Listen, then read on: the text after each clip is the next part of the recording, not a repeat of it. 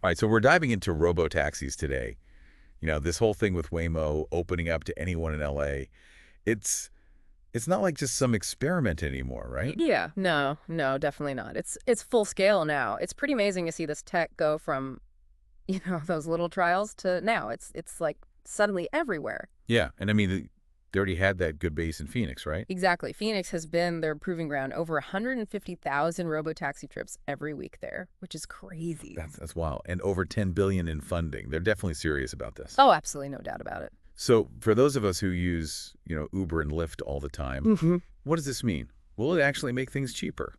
Well, that's the big question everyone's asking. I mean, logically, you'd think no driver, lower costs, Yeah, right? I would But think. it might not be that simple just yet. Waymo's probably still losing money on each ride as they're scaling up. So no instant discounts. Yeah. But it does make you wonder, what happens to all those Uber and Lyft drivers then? Right, a lot of people are worried about that. This kind of technology can really shake things up, and yeah, some jobs might be lost. For sure, it's disruptive. But here's the interesting thing.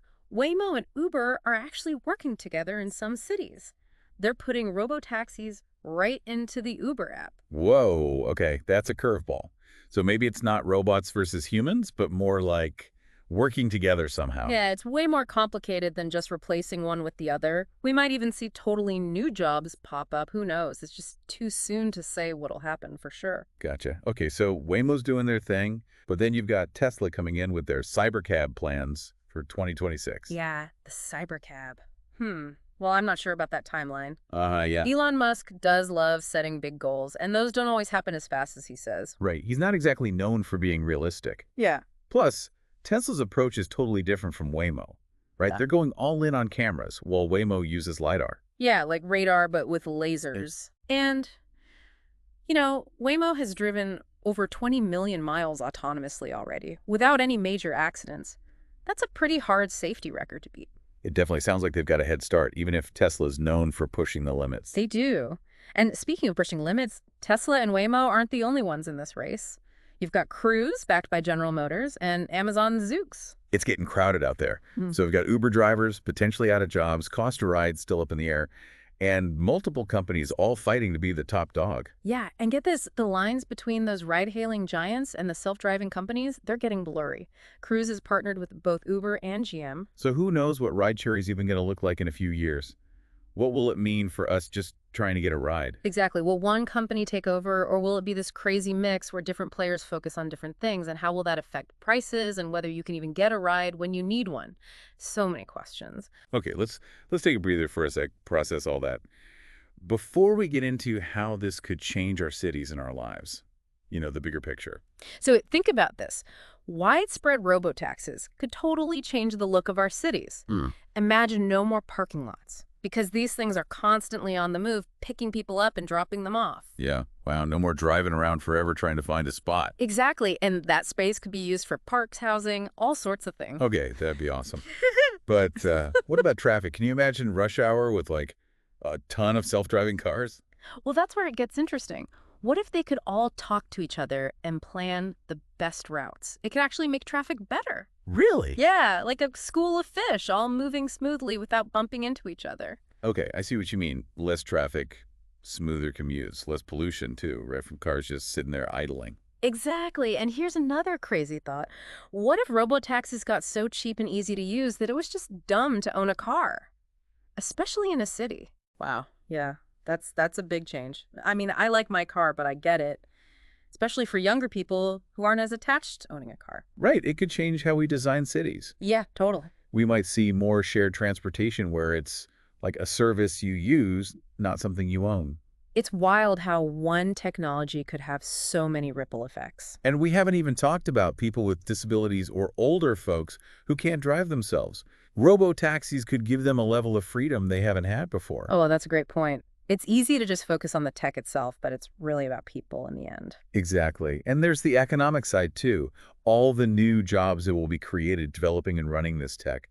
Software engineering, data analysis, all that. So not just jobs lost, but new ones too. Yeah, a lot of challenges and a lot of opportunities. But the one thing that's for sure is that robo-taxis are happening.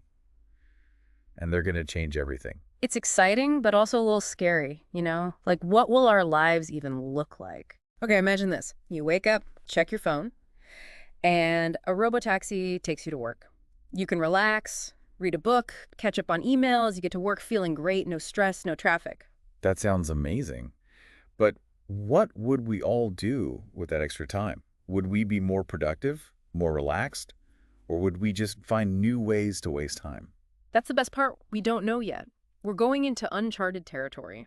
It's up to us to figure out how to make this technology work for us and how we want to use it to build the future. It's like we're right at the start of something brand new, full of potential, but also a lot of uncertainty. Exactly. And that's what makes it so fascinating. We're watching a revolution happen right in front of us, and it's going to have a huge impact. All right, well, we've given you a lot to think about. Let's just take a minute to go over everything we've talked about before we finish up. So we've talked about a lot with these robotaxis, how they're growing so fast, what it means for Uber and Lyft drivers, if it'll make rides cheaper, and even how this tech could, like, redesign our cities. It's a lot, yeah. Yeah. And it's important to remember we're really just at the beginning of all this. There's still so much we don't know, and a ton of things will affect how this all turns out. Like, what are the big ones that'll really shape things? Well, regulations are huge. Governments everywhere are still trying to figure out the rules for self-driving cars, and those rules will be a big deal in how quickly this all Right, happens. got to make sure these robotaxis are safe and all that before they're everywhere. Exactly. And then there's public perception. People need to feel okay with getting into a car with no driver, and that takes time. Yeah, I get it. It's a big jump to trust a car to drive itself. It is, but I think as people try them out, see that they're safe, those worries will start to go away. I hope so, because the good stuff that could come from this is huge, especially for the environment. If we don't need as many gas-powered cars, that's got to be good for the planet. Absolutely. And it could make transportation so much better for people who don't have good options right now. Like robotaxis could really change things for them. Okay, so what now? What should we be watching for as this tech keeps developing? I'd say stay up to date on what's happening, both with the technology itself and the new rules that are coming out. See what companies like Waymo, Cruise, Tesla are doing, and how they deal with all the challenges and opportunities. And those partnerships they're making are really interesting. It's like the line between regular ride-sharing companies and these self-driving companies. It's totally blurring. Yeah, those are definitely important to watch. And, if you get the chance, try a robotaxi yourself when they're available where you live. It's like a peek into the future of how we'll get around. Totally agree.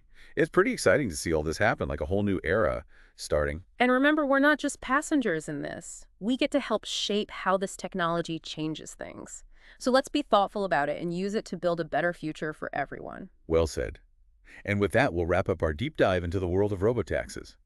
Hope you found it interesting and got you thinking. Until next time, keep exploring and keep diving deep.